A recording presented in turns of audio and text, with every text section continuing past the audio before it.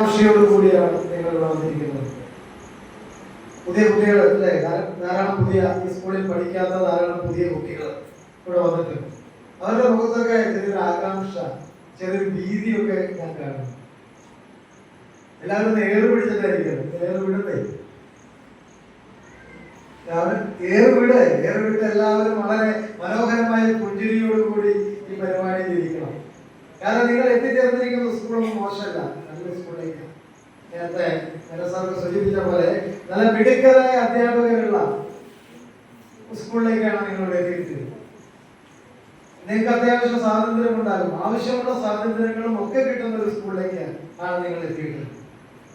അപ്പൊ നിങ്ങൾ ഏറൊന്നും പിടിക്കണ്ട, ഒന്ന് ഉറക്കെ ഗുഡ് മോർണിംഗ് പറഞ്ഞ എല്ലാവരും. Good morning, good morning. പോരാ, ഈ ഹാള് മുഴങ്ങണം. Good morning. ബ്രേക്ക്ഫാസ്റ്റ് കഴിച്ചിട്ടാണല്ലേ? ശരി പ്രിയപ്പെട്ട മക്കളെ, നിങ്ങളൊക്കെ ജീവിതത്തില് വലിയൊരു ടേണിംഗ് പോയിന്റിലേക്കാണ് ഇവിടെ കടന്നു വന്നിരിക്കുന്നത്. ജീവിതത്തിന്റെ മുന്നോട്ടുള്ള പ്രയാണത്തില് നിങ്ങളെ ഏത് രീതിയിൽ എത്തണം എന്ന് തീരുമാനിക്കുന്ന ഒരു ടേണിംഗ് പോയിന്റ്. 10ാം ക്ലാസ് വരെ ഏതാണ്ട് 10 വിഷയങ്ങൾ പഠിച്ച്, അല്ലെ 10 വിഷയങ്ങൾ പഠിച്ച് ഇനി മുതൽ നിങ്ങൾ പഠിക്കാൻ പോകുന്നത് നിങ്ങൾ ആരാകണം എന്ന് നിങ്ങൾ തീരുമാനിച്ചതിന്റെ അടിസ്ഥാനത്തിലുള്ള 4ഓ 5ഓ വിഷയങ്ങളാണ് ഇനി പഠിക്കാൻ പോകുന്നത്. സാമ്പത്തിക ശാസ്ത്രം അല്ലെങ്കിൽ എക്കണോമിസ്റ്റുകളാകാൻ അക്കൗണ്ടിംഗ് തലത്തിലേക്ക് പോകേണ്ടവർ കോമേഴ്സ് എടുത്തിട്ടുണ്ട്. എഞ്ചിനീയറിംഗിൽ പോകേണ്ടവർ ഒക്കെ മറ്റു ഗ്രൂപ്പുകൾ എടുത്തിട്ടുണ്ട്. നീറ്റ് എക്സാം എഴുതാൻ തയ്യാറുള്ളവർ ബയോമാത്സ് എടുത്തിട്ടുണ്ട്, അല്ലെ? അപ്പൊ ഇനിയുള്ള നാളുകളാണ് നിങ്ങളുടെ ജീവിതത്തിലെ വലിയൊരു ടേണിംഗ് പോയിന്റ് നിശ്ചയിക്കുന്നത്. ഞങ്ങളൊക്കെ ഞങ്ങളൊക്കെ പഠിക്കുന്ന കാലത്ത് 10ാം ക്ലാസ് കഴിഞ്ഞ് ഞങ്ങളൊക്കെ ചെന്ന് ചാടുന്നത് വളരെ രസകരമായ മേഖലയിലേക്ക്, അല്ലെ, പ്രീ ഡിഗ്രി കോളേജിലേക്കാണ്. പക്ഷെ അതിന്റെ പുതിയ വിദ്യാഭ്യാസ പരിഷ്കാരത്തിന്റെ ഭാഗമായി നിങ്ങൾ വീണ്ടും സ്കൂളിലേക്ക് രണ്ടുപേരും എത്തിയിരിക്കുക. തന്നെ ഈ 2 വർഷം നിങ്ങളുടെ അടുത്ത ജീവിതത്തിൽ ഏത് രീതിയിലേക്ക് നിങ്ങൾ പോകണം എന്ന് തീരുമാനിക്കുന്നത് നിങ്ങൾ തന്നെയാണ്. അതിനുള്ള ഒരു അവസരമാണ് ഈ 2 കൊല്ലം പ്ലസ് 1 പ്ലസ് 2 പഠനകാലം നിങ്ങൾ ഉപയോഗിക്കണം. നേരത്തെ പറഞ്ഞ സ്വപ്നം കാണണം, അല്ലെ? നിങ്ങളൊക്കെ സ്വപ്നം കണ്ടിട്ടാണോ വന്നിട്ടുള്ളത്? കോമേഴ്സ് എടുത്തവരൊക്കെ വലിയൊരു അക്കൗണ്ടൻസ് ആകുമെന്ന് സ്വപ്നം കണ്ടിട്ട്, ബാങ്ക് ജീവനക്കാരാകുമെന്ന് സ്വപ്നം കണ്ടിട്ടാണോ വന്നിട്ടുള്ളത്? ആണോ? സയൻസ് ഗ്രൂപ്പ് എടുത്തവരൊക്കെ എഞ്ചിനീയേഴ്സ് ആവും, ഡോക്ടർമാരാകുമെന്ന് സ്വപ്നം കണ്ടിട്ടുണ്ടോ? സ്വപ്നം കണ്ട ആരെങ്കിലും ഉണ്ടോ ഇവിടെ? പഠിക്കണ്ട, ധൈര്യമായിട്ട് കൈപോക്ക്. സ്വപ്നം കണ്ട ആരെങ്കിലും ഉണ്ടോ? സ്വപ്നം കാണണം.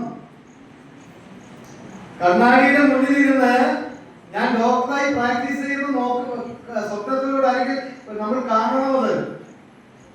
നമ്മൾ വലിയ കോളേജുകളിൽ പോയി ക്ലാസ് എടുക്കുന്ന അധ്യാപകരായി കാണിക്കണം. ജില്ലാ കളക്ടറായി ജില്ലയുടെ ഭരണാധികാരിയും കൈകാര്യം ചെയ്യുന്ന സ്വപ്നം നമ്മൾ കാണണം. കളക്ടറാകാൻ ആഗ്രഹിക്കുന്നവര്.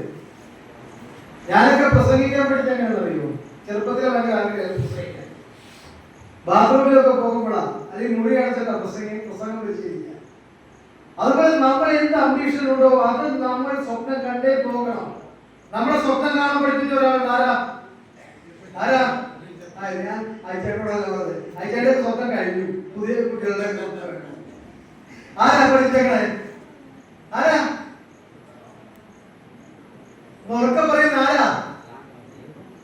രാമേശ്വരത്തെ തെരുവോരങ്ങളിൽ ചെരുപ്പ്, ബാഗ്, പേപ്പർ വിൽക്കുന്നവരായി നടന്ന, പിന്നീട് ലോകത്തെ ഏറ്റവും വലിയ ശാസ്ത്രജ്ഞനായ, ജനാധിപത്യ രാജ്യങ്ങളിൽ ഏറ്റവും വലിയ ജനാധിപത്യ രാജ്യത്തിന്റെ, ഭാരതം എന്ന ജനാധിപത്യ രാജ്യത്തിന്റെ പ്രസിഡന്റായി മാറിയ APJ അബ്ദുൽ കലാം നമ്മുടെ സ്വപ്നം കാണാൻ പഠിപ്പിച്ചിട്ടില്ലേ? പഠിപ്പിച്ചിട്ടില്ലേ? നമ്മുടെ കയ്യില് സ്ഥിരം കൊണ്ടു നടക്കുന്ന സാധനത്തിലൊന്നും കാണില്ല കേട്ടാ. വായന വേണേ, വായിച്ചാലേ നമുക്ക് അറിയാൻ സാധിക്കും.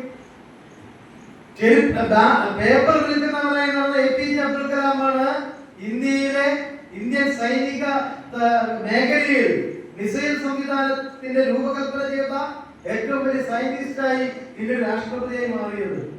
ടാർഗറ്റ് നമ്മൾ നിശ്ചയിക്കണം നമ്മുടെ ജീവിതത്തിൽ എന്തെങ്കിലും നമുക്ക് ആകാൻ ആഗ്രഹമുണ്ടെങ്കിൽ അച്ഛനും അമ്മയും നിർബന്ധിച്ചാലൊന്നും ആവില്ല. ടീച്ചേഴ്സ് വിചാരിച്ചാവില്ല, നമ്മൾ തന്നെ തയ്യാറാകണം. ജീവിതത്തിൽ എന്തെങ്കിലുമൊക്കെ ആഗ്രഹങ്ങളുണ്ട്, അതൊരു ലക്ഷ്യം. അതാണ് ഈ 2 വർഷം നിങ്ങൾ ക്രിയേറ്റ് ചെയ്യുന്നത്. ഈ 2 വർഷത്തെ നിങ്ങളുടെ പഠനം അതിനു വേണ്ടി ഉപയോഗിക്കണം. എന്നാലേ നമുക്ക് മുന്നോട്ടുള്ള പ്രയാണത്തിൽ ഉന്നതങ്ങളിലേക്ക് എത്തിച്ചേരാൻ സാധിക്കും. പലപ്പോഴും നമുക്കൊക്കെ ഒരു കുഴപ്പം എന്താ പറയുക, ഉത്തരവാദിത്തങ്ങൾ ഏറ്റെടുക്കാൻ നമ്മൾ ഭയങ്കര മടി. സ്കൂളിൽ ക്ലാസ്സിൽ ലീഡറാകാൻ ഒരു കുട്ടിയോട് പറഞ്ഞാൽ കുട്ടികൾ പതുക്കെ പിൻവലിയുന്നതാണ് അല്ലേ.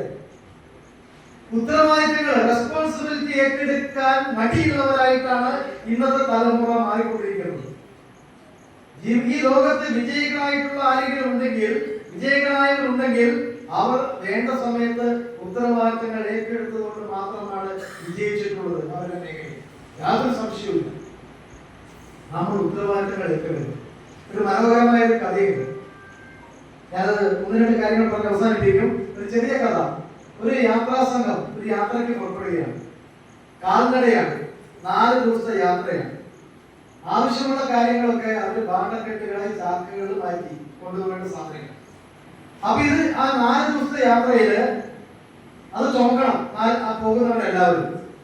ആദ്യം മിടുക്കന്മാർ എന്ത് ചെയ്തു, ചെറിയ ഭാരം കുറഞ്ഞ ഭാണ്ഡങ്ങൾ കൈവശമാക്കി ഞങ്ങൾ ചുമന്നുള്ളൂ. അവസാനം വന്നത് ആ 4 ദിവസം കഴിക്കേണ്ട ഭക്ഷണം തയ്യാറാക്കിയ ഏറ്റവും ഭാരം കൂടിയ ഒരു ഭാണ്ഡമാണ് ബാക്കിയുണ്ടായത്. ഒരുത്തൻ അതെ പിടിച്ചു, ഞാൻ കൊണ്ടുപോകണം. കൂടെയുള്ള മറ്റുള്ളവര് അയാൾ കാണാതെ പറഞ്ഞു, മണ്ടൻ, ഇത് മണ്ടൻ, ഏറ്റവും ഭാരമുള്ള ചാക്കാണ്. യാത്ര തുടങ്ങി. ആദ്യത്തെ ദിവസം പല സ്ഥലങ്ങളിലും നിർത്തി അവർ ഭക്ഷണം കഴിച്ചു. 2ാമത്തെ ദിവസം ഭക്ഷണം കഴിച്ചു. 3ാമത്തെ ദിവസം ഭക്ഷണം കഴിച്ചു. 4ാമത്തെ ദിവസം കാലത്തായപ്പോ ചാക്ക് കാലി.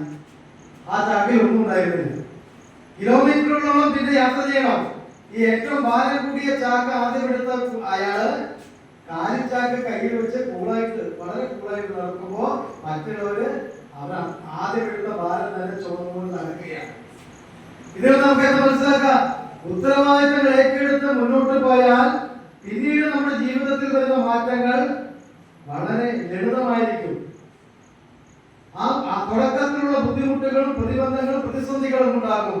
പക്ഷെ ജീവിതത്തിന്റെ അവസാനത്തിലേക്ക് വരുമ്പോൾ, ജീവിതത്തിന്റെ മധ്യകാലഘട്ടത്തേക്ക് വരുമ്പോൾ ജീവിതത്തിൽ കുറെ നേട്ടങ്ങൾ നേടി സ്വസ്ഥമായി ജീവിക്കാൻ നമുക്ക് സാധിക്കും.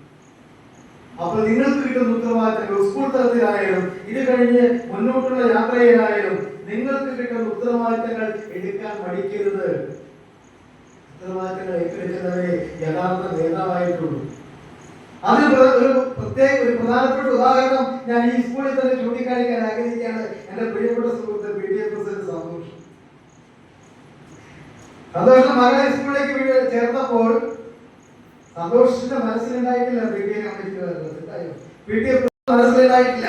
പക്ഷെ ആ ഉത്തരവാദിത്തം ഏറ്റെടുത്തു കഴിഞ്ഞപ്പോൾ തന്നിലെ കുറവുകളൊക്കെ മാറ്റിവെച്ചുകൊണ്ട് ഈ സ്കൂളിന്റെ മുന്നോട്ടുള്ള പുരോഗതിക്ക് കഴിഞ്ഞ 2 വർഷക്കാലം ഒരു PTA പ്രസിഡന്റ് എന്ന നിലയിൽ സന്തോഷം കൊടുത്ത നേതൃത്വം ഇവിടെയുള്ള അധ്യാപകർക്ക് അറിയാം, ഇവിടുത്തെ PTA സഹപ്രവർത്തകർക്ക് അറിയാം. കാരണം രാവിലെയും വൈകിട്ടും സ്കൂൾ ഇടപെടുകയും തുറന്നു പറയേണ്ടടുത്ത് തുറന്ന കാര്യങ്ങൾ പറയുകയും അങ്ങനെ ഈ സ്കൂളിന്റെ പുരോഗതിക്ക് വലിയ പ്രാധാന്യത്തോടു കൂടി ഇത്തവണത്തെ PTA നിർവഹിച്ച പങ്ക് എനിക്ക് തോന്നുന്നു മറ്റൊരു PTA ഇത്രത്തോളം അല്ലെ സംശയം മറ്റു പല PTA എങ്കിലും ഈ 2 വർഷം ഈ കലാലയത്തിൽ സുഗമ കാലഘട്ടമായിരുന്നു. ആവശ്യമുള്ള കാര്യങ്ങളൊക്കെ നേടിയെടുത്തു. ഈ കഴിഞ്ഞ ദിവസം ബഹുമാനായ ആദരണീയ ജനറൽ സെക്രട്ടറിയെ കാണാൻ താലൂക്ക് ഭാരവാഹികൾ ഞങ്ങൾ ഒരുമിച്ച് പോയപ്പോൾ ഞങ്ങൾ അദ്ദേഹവുമായി സംസാരിച്ച് കഴിഞ്ഞ് ഉടൻ സന്തോഷ് ബഹുമാനായ ജനറൽ സെക്രട്ടറി ആവശ്യപ്പെട്ടത് ഇവിടുത്തെ ഹയർ സെക്കൻഡറി കളിക്കളം ശരിയാക്കി തരണം. അദ്ദേഹം അനുമതി തന്നു കഴിഞ്ഞിരിക്കുകയാണ്. മനോഹരമായ കളിക്കളം അടുത്ത ദിവസങ്ങളിൽ ഹയർ സെക്കൻഡറിയിൽ വരാൻ പോവുകയാണ്. അപ്പോൾ തീർച്ചയായും ആത്മാർത്ഥതയോടുള്ള പ്രവർത്തനം, ഉത്തരവാദിത്വം ഏറ്റെടുക്കുവാനുള്ള മടി കൂടാതെയുള്ള സമീപനവുമാണ് നമ്മുടെ ജീവിതത്തിൽ എപ്പോഴും നമ്മൾ പുലർത്തേണ്ടത്. നമ്മൾ ആരും പൂർണ്ണവാന്മാരല്ല, നമുക്കെല്ലാം കുറവുകളുണ്ട്. ഒരു സൃഷ്ടിയെയും ഭഗവാൻ ദൈവം ഈ ഭൂമിയിലേക്ക് പറഞ്ഞു വിടുന്നത് പൂർണ്ണവാനായിട്ടല്ല. പഴയ ചൊല്ലുണ്ട്, കുതിരയ്ക്ക് കൊമ്പ് കൊടുക്കില്ല. അതുകൊണ്ട് നമ്മൾ ആരും പൂർണ്ണവാന്മാരല്ല, ആരും പെർഫെക്റ്റ് അല്ല. നമ്മളുടെ കുറ്റങ്ങളും കുറവുകളും ഉണ്ട്. പക്ഷേ നമ്മുടെ കുറ്റങ്ങളും കുറവുകളും നമ്മുടെ ജീവിതത്തിൽ വരുന്ന ഒരു അനുഭവങ്ങളിൽ നിന്നും പാഠം ഉൾക്കൊണ്ടുകൊണ്ട് അത് തിരുത്തി മുന്നോട്ട് പോകുന്ന അവിടെയാണ് ജീവിതത്തിൽ വിജയം ഉണ്ടാകുന്നത്. ഒരു ചെറിയ കഥവും പറഞ്ഞുകൊണ്ട് ഞാൻ അത് അവസാനിപ്പിക്കുകയാണ്. ഒരു ക്ലാസ് റൂം, അവിടെ ടീച്ചർ ആ ക്ലാസ്സിലെ 2 കുട്ടികളെ 2 ഗ്രൂപ്പുകളാക്കി തിരിച്ചു. ഒരു ഗ്രൂപ്പുകാരോട് പറഞ്ഞു, മണ്ണ് കൊണ്ടുള്ള 50 കുടങ്ങൾ നിങ്ങൾ നിർമ്മിക്കണം. മണ്ണ് കൊണ്ടുള്ള 50 കുടങ്ങൾ. മറ്റേ ഗ്രൂപ്പുകാരോട് പറഞ്ഞു, നിങ്ങൾ ഒറ്റ കുടം നിർമ്മിച്ചാൽ മതി, ആ കുടം പെർഫെക്റ്റ് ആയിരിക്കും, ഒരു ന്യൂനതകളും ഉണ്ടാകാൻ പാടില്ല. കുറച്ച് സമയം കൊടുത്തു. ഈ സമയം കഴിഞ്ഞ് ടീച്ചർ ചെന്ന് നോക്കിയപ്പോൾ ഒരു കുടം നിർമ്മിക്കാൻ പറഞ്ഞ ഗ്രൂപ്പിന് കുടമൊന്നും നിർമ്മിക്കാൻ സാധിച്ചില്ല. കാരണം എന്താ? ആദ്യം ഒരു കുടം നിർമ്മിച്ചു, അതിൽ ന്യൂനതയുണ്ടായി, അത് തല്ലി പൊളിച്ചു കളഞ്ഞു. വീണ്ടും ഒരെണ്ണമുണ്ടായി, അതിന് കുറവ് തോന്നി, അത് പൊളിച്ചു കളഞ്ഞു. കുട നിർമ്മിക്കുക, പൊളിച്ചു കളയുക. ഒരു കുടം നിർമ്മിക്കാൻ പറഞ്ഞ ഗ്രൂപ്പിന് കുടം നിർമ്മിക്കാൻ സാധിച്ചില്ല. എന്നാൽ 50 കുടം നിർമ്മിക്കാൻ പറഞ്ഞവർ 50 കുടങ്ങൾ നിർമ്മിച്ചു. എങ്ങനെ? ഒരു കുടം നിർമ്മിച്ചപ്പോൾ അതിൽ ന്യൂനത കണ്ടെത്തി, രണ്ടാമത്തെ കുടത്തിൽ അത് മേക്കപ്പ് ചെയ്തു, മൂന്നാമത്തെ കുടത്തിൽ അത് മറ്റു ന്യൂനതകൾ മേക്കപ്പ് ചെയ്തു. 50 കുടങ്ങൾ പൂർത്തീകരിച്ചപ്പോൾ ഒരു കുറവുമില്ലാത്ത, ഒരു ന്യൂനതകളും ഇല്ലാത്ത ഉത്തമമായ ഒരു കുടം 50ാമത്തെ കുടം നിർമ്മിക്കാൻ ആ ഗ്രൂപ്പിന് സാധിച്ചു. അവിടെ നിന്ന് നമ്മൾ പഠിക്കേണ്ടത്, ജീവിതത്തിൽ പരാജയങ്ങൾ ഉണ്ടാകും, ജീവിതത്തിൽ പ്രതിബന്ധങ്ങൾ ഉണ്ടാകും, ജീവിതത്തിൽ പ്രതിസന്ധികൾ ഉണ്ടാകും. അവയെ തരണം ചെയ്ത് പോകണം. ആ പരാജയങ്ങളിൽ നിന്ന് പഠിക്കുന്ന പാഠങ്ങൾ അത് അനുഭവങ്ങളായി മാറ്റി ആ പാഠങ്ങൾ പഠിച്ചുകൊണ്ട്, അനുഭവങ്ങളിലൂടെ ആ പാഠങ്ങൾ പഠിച്ചുകൊണ്ട് തിരുത്തി നമ്മുടെ ജീവിതം മുന്നോട്ട് പോയാൽ നമുക്ക് അവസാനം പൂർണ്ണതയിലേക്ക്, പെർഫെക്റ്റിലേക്ക് എത്താൻ സാധിക്കും. അവയെ തരണം ചെയ്യണം. നെപ്പോളിയൻ ബോണപ്പാർട്ട് നിങ്ങൾ പഠിച്ചിട്ടുണ്ടോ? നെപ്പോളിയൻ ബോണപ്പാർട്ടിന്റെ കഥ. ലോകത്തിലെ പ്രഗത്ഭനായ ചക്രവർത്തിയായിരുന്നു നെപ്പോളിയൻ ബോണപ്പാർട്ട്. അദ്ദേഹം എങ്ങനെ പ്രഗത്ഭനായ ചക്രവർത്തിയായി? രാജ്യങ്ങളെല്ലാം അടക്കി ഭരിച്ച ചക്രവർത്തിയായ ഒരു സമയത്ത് നെപ്പോളിയൻ ബോണപ്പാർട്ട് മാറിയിട്ടുണ്ടെങ്കിൽ അദ്ദേഹത്തിന് 6 യുദ്ധങ്ങൾ തുടർച്ചയായി നടത്തിയ 6 യുദ്ധങ്ങൾ പരാജയപ്പെട്ട വ്യക്തിയാണ്. യുദ്ധങ്ങൾ പരാജയപ്പെട്ട് സേനയില്ലാതെ, തന്റെ കൂടെയുള്ളവരില്ലാതെ ഒരു ഗുഹയിലേക്ക് ഒളിച്ചിരുന്ന നെപ്പോളിയൻ ബോണപ്പാർട്ട് ആത്മഹത്യ ചെയ്യാൻ തീരുമാനമെടുത്തു. അങ്ങനെ തീരുമാനമെടുത്ത് ആത്മഹത്യ ചെയ്യാനുള്ള തയ്യാറെടുപ്പ് നടത്തിക്കൊണ്ടിരിക്കുന്ന സമയത്താണ് ആ ഗുഹയിൽ ഒരു 8 വല ചെയ്യുന്നത് കാണുന്നത്. 8 ആദ്യം വല ചെയ്യുമ്പോൾ ആ വല പൊട്ടുന്നു, രണ്ടാമത് ചെയ്യുമ്പോൾ ആ വല പൊട്ടുന്നു, മൂന്നാമത് ചെയ്യുമ്പോൾ ആ വല പൊട്ടുന്നു. 6 പ്രാവശ്യം വല നേരെയാകുന്നില്ല. പക്ഷേ 8 നിരാശപ്പെടുന്നില്ല. 7ാമതും വല ചെയ്ത് പൂർണ്ണമായി വലയുണ്ടാക്കി. 8 കൂടുതലാക്കി, 8 വലയുണ്ടാക്കി. ഇത് നെപ്പോളിയന്റെ മനസ്സിൽ മാറ്റം വന്നു. 6 തവണ പരാജയപ്പെട്ടിട്ടും 8 അതിൽ നിന്ന് പിന്മാറാതെ 7ാമത്തെ തവണ വിജയിക്കുകയെങ്കിൽ എന്തുകൊണ്ട് 6 തവണ യുദ്ധത്തിൽ പരാജയപ്പെട്ട എനിക്ക് ഒരു തവണ കൂടി ശ്രമിച്ചുകൂടാ? 7ാമത്തെ തവണ അദ്ദേഹം പടയുണ്ടാക്കി, സേനയുണ്ടാക്കി, യുദ്ധം ചെയ്തു, ഈ ലോകത്തിലെ പ്രഗത്ഭനായ ചക്രവർത്തിയായി മാറി. അപ്പോൾ പരാജയങ്ങൾ ഉണ്ടാകും. ആ പരാജയങ്ങളിൽ നിന്ന് പാഠം ഉൾക്കൊണ്ടുകൊണ്ട് വേണം ജീവിതത്തിൽ നമ്മൾ മുന്നോട്ട് പോകേണ്ടത്. അതുപോലെ നല്ല സൗഹൃദങ്ങൾ തിരഞ്ഞെടുക്കാൻ സാധിക്കണം. നമുക്ക് ജീവിതത്തിൽ പുലർത്തേണ്ട മറ്റൊരു വലിയ കാര്യം ഞാൻ നേരത്തെ സൂചിപ്പിച്ചു, വായന. ഇന്ന് അന്യം നിന്ന് പോയിക്കൊണ്ടിരിക്കുന്നു എന്ന് പറയുന്ന വായന നമ്മുടെ ജീവിതത്തിലേക്ക് കൊണ്ടുവരണം. വായിച്ചാലേ അറിവ് കിട്ടും. നമ്മുടെ കയ്യിലുള്ള പെട്ടി ഉപയോഗിച്ച് നോക്കിയാൽ അറിവൊന്നും കിട്ടില്ല. അത് രസം മാത്രമേ ഉള്ളൂ. മറ്റ് ആധുനിക സാങ്കേതിക മാധ്യമങ്ങൾ ഉണ്ടെങ്കിലും അവയെ ഉൾക്കൊണ്ടുകൊണ്ട് തന്നെ വായന നമ്മുടെ ജീവിതത്തിലേക്ക് കൊണ്ടുവരണം. ഉത്തമരായ വ്യക്തികളുടെ ഓട്ടോബയോഗ്രാഫികൾ വായിക്കണം, ജീവിത കഥകൾ വായിക്കണം. ഇതെല്ലാം നമ്മുടെ ജീവിതത്തിലേക്ക് നമുക്ക് കൊണ്ടുവരാൻ സാധിക്കണം. നല്ല സൗഹൃദങ്ങളെ തിരഞ്ഞെടുക്കാൻ നമുക്ക് സാധിക്കണം. തിരിച്ചറിവുണ്ടാകണം. പ്രായോഗികമായ ബുദ്ധി ഉപയോഗിക്കാൻ നമുക്ക് സാധിക്കണം. ഇതൊക്കെ നമ്മുടെ ജീവിതത്തിൽ ഉൾക്കൊള്ളണം. അതുപോലെ കളിക്കളങ്ങളൊക്കെ സ്കൂളുകൾ തയ്യാറാകുമ്പോൾ കളിയും വായനയും മറ്റു നമ്മുടെ ഹോബികളും നമ്മുടെ ലഹരിയാക്കി മാറ്റിയാൽ മറ്റൊരു ലഹരി നമ്മുടെ ഇടയിൽ കടന്നു വരികയാണ്. ഇപ്പൊ നമുക്ക് പറയാം, പല ലഹരികളും സ്കൂൾ തലങ്ങളിലും കോളേജ് തലങ്ങളിലും ഒക്കെ പ്രചരിച്ചുകൊണ്ടിരിക്കുക. MDMA പോലെയുള്ളത്, അതിനെതിരെ ഓപ്പറേഷൻ തൂഫാനൊക്കെ ഇപ്പോൾ ഗവൺമെന്റ് തലത്തിൽ പ്രവർത്തനങ്ങൾ തുടങ്ങി. നമ്മൾ നമ്മുടെ ലഹരിയായി നമ്മുടെ ഇഷ്ടപ്പെട്ട ഹോബിയെ മാറ്റിയെടുത്താൽ, നമ്മുടെ വായന, കളികൾ, ഇങ്ങനെയുള്ള ഹോബികളെ നമ്മുടെ ഇഷ്ടപ്പെട്ട ലഹരിയായി മാറ്റിയെടുത്താൽ ഒരു ലഹരിയും നമ്മുടെ ഇടയിലേക്ക് വരില്ല. അതിനൊക്കെയുള്ള വേദി നിങ്ങൾ ഈ കലാലയം ഒരുക്കി തരും. അത് പൂർണ്ണമായി ഉൾക്കൊള്ളണം എന്നാണ് ഈ അവസരത്തിൽ എനിക്ക് പറയാനുള്ളത്. 117 വർഷം മുമ്പ് തുടക്കമിട്ട നായർ സർവീസ് സൊസൈറ്റിയുടെ പ്രവർത്തനങ്ങൾ കാസർഗോഡ് മുതൽ തിരുവനന്തപുരം വരെ പരിരസിച്ചുകൊണ്ടിരിക്കുന്ന NSSന്റെ വിദ്യാഭ്യാസ സ്ഥാപനങ്ങൾ, ഏറ്റവും കൂടുതൽ സ്കൂളുകൾ നടത്തുന്ന ഏഷ്യയിലെ ഏറ്റവും വലിയ കോർപ്പറേറ്റ് മാനേജ്മെന്റ് അത് നായർ സർവീസ് സൊസൈറ്റിയാണ്. മാനേജ്മെന്റ് അഡ്മിഷൻ നേടിയിട്ടുള്ള കുട്ടികൾ ഇവിടെയുണ്ട്, രക്ഷാകർത്താക്കൾ ഇവിടെയുണ്ട്.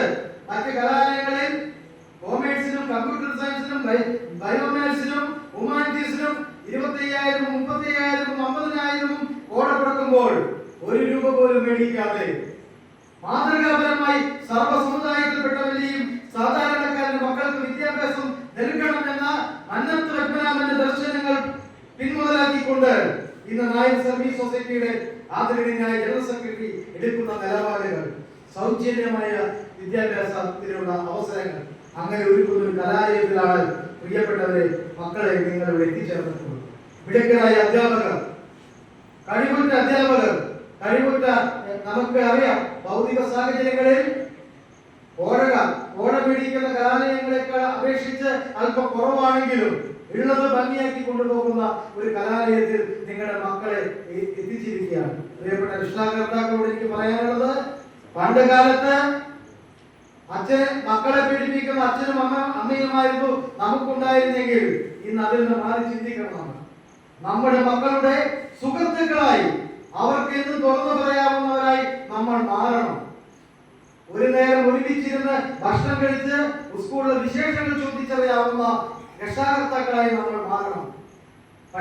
മക്കളെ പഠിപ്പിക്കുന്ന അധ്യാപകരുമായി നിരന്തരം ബന്ധപ്പെടുന്ന, സ്കൂളിലെ PT അടക്കമുള്ള യോഗങ്ങളിൽ പങ്കെടുക്കുന്ന രക്ഷാകർത്താക്കളായി നമ്മൾ മാറണം.